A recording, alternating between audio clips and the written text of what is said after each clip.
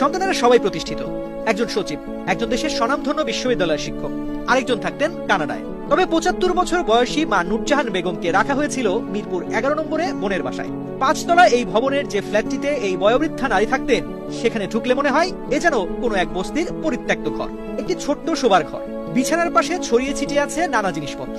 এই ঘরেই মরে পড়েছিলেন নূরজাহান বেগম। পরিবেশে তো একজন মহিলা একজন মানুষ থাকতে পারে না। মায়ের প্রতি সন্তানেরা এতই উদাসীন ছিলেন যে কবে তিনি মারা গেছেন তাও জানেন না কেউ। প্রত্যক্ষদর্শীদের ধারণা, মৃত্যুর পর কয়েকদিন ধরে লাশটি ঘরের ভেতরেই পড়েছিল।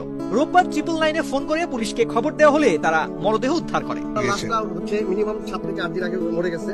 ওই যে রুমে রাখছে ওই রুমটা হচ্ছে খুবই বিশ্রী অবস্থা, চারপাশে তো পোকামাকড়।